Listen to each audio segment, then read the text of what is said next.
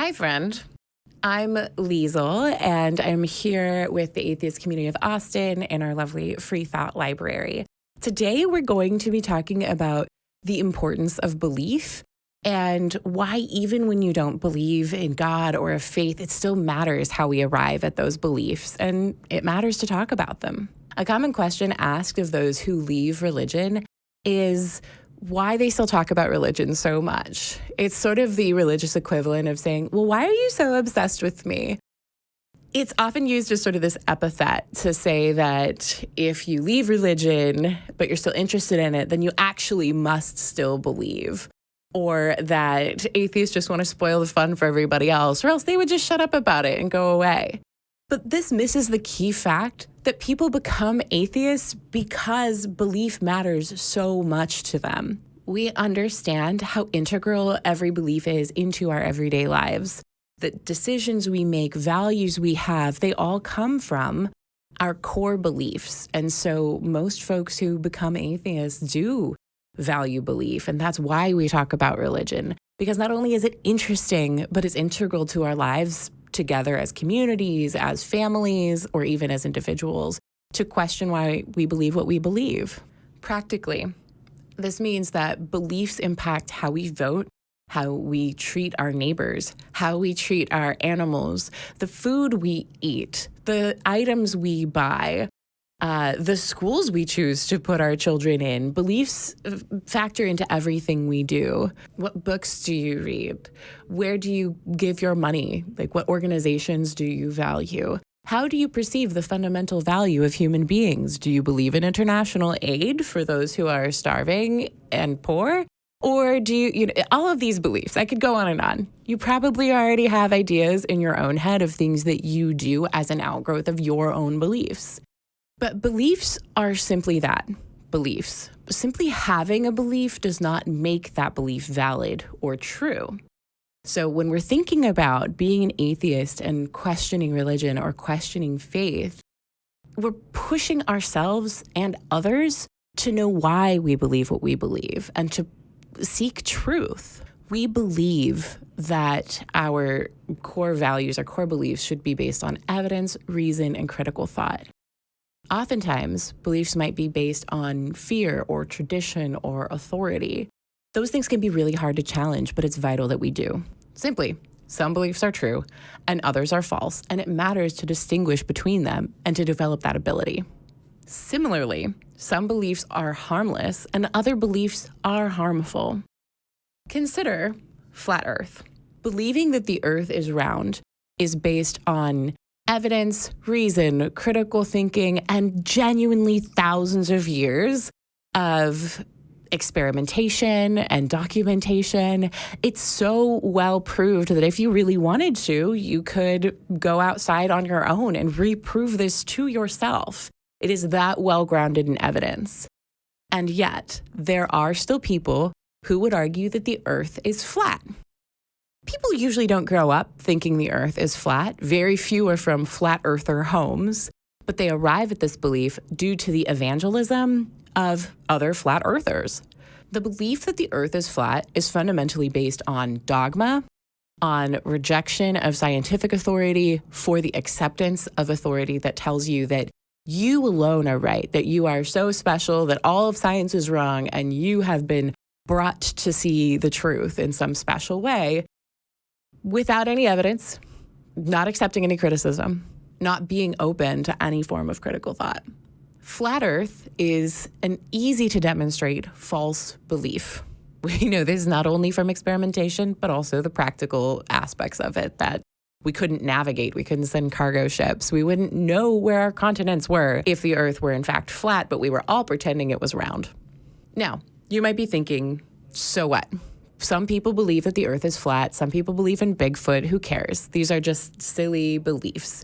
It's easy to write flat earthers off as acting as though they are just they're nutcases. We can't even believe them. They can't be reasoned with. They're completely off the rails. But think about how somebody arrives at this belief. The harm in this belief comes from the fact that beliefs have consequences. By being willing to buy into a belief like flat Earth, Folks might also be more willing to buy into beliefs that are anti-science in general, that fly in the face of enormous amounts of evidence. Consider the anti-vaccine movement. There's an enormous amount of evidence vaccines are good, that side effects are minimal and rare, that they do not in fact cause autism, and that vaccine injury is, again, incredibly rare, that they have benefited our society tremendously. And yet there are still people who believe that this is all a big scheme, all a big conspiracy. Those sorts of beliefs have harmed others. Now, immunocompromised children cannot go in public or to public school or out play with other kids without wondering if maybe they'll get measles, without having to actually protect their own health because of the lack of scientific beliefs of others. Consider folks drinking untreated water because they've been convinced that what's natural is best and ending up with giardia as a result. Consider women who steam their vaginas and end up with horrible yeast infections because an influencer told them that this would be helpful, when in fact this is a completely non-scientific belief. The evidence is out there, but their favorite influencer said to ignore it.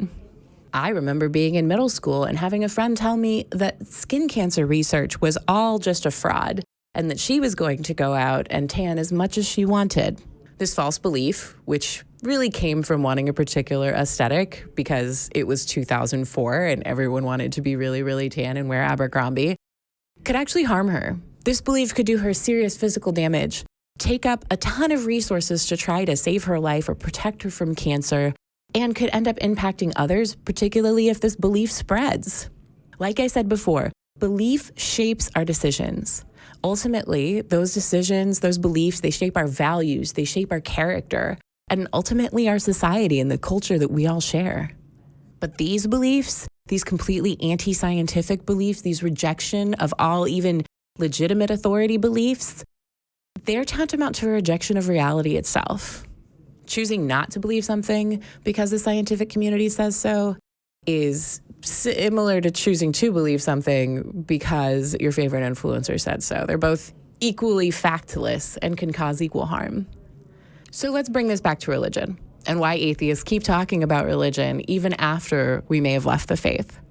Consider all that religion has been used to justify discrimination, segregation, slavery, continued discrimination toward LGBTQIA people, actual violence against such people.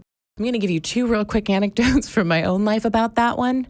One being that I was walking down the street the other day and a club promoter started arguing with me about the validity of the existence of trans people.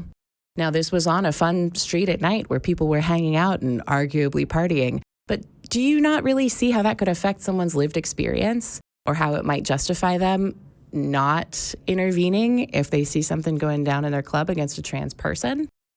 He used the Bible to justify his opinion. When I was in youth group, I asked my youth pastor if he thought that it was okay that the United States was killing so many Muslim civilians. He said that, and this is barbaric, that if there were fewer Muslims, they could spread their beliefs less effectively. This is a preacher. This is a man who relies on the Bible to help him make his decisions. Beliefs matter, and it is important to challenge them because some of them are used to justify this incredible cruelty. So yes, it is okay to have all sorts of different beliefs, but when your beliefs are actively destructive, I and other atheists are under no obligation to pretend that they are true or to buy into them or to leave them unchallenged. And you shouldn't be interested in doing that either. You should want to know the truth. Challenging our beliefs helps us all grow and improve. It allows us to discover new truths, to correct our mistakes. It helps us lead more meaningful and fulfilling lives. Perhaps most importantly, it helps us live lives that are truly our own, that we have chosen, that we have considered, not because somebody told us it's something we should believe. Now, not everyone is totally ready to challenge every closely held belief they have, and that's okay. But I would say give it a little bit of a shot. Think about one belief you have and ask, did I arrive at that on my own? Did I actually critically think about that? Or is this just something someone told me? What would I lose if I changed to this belief?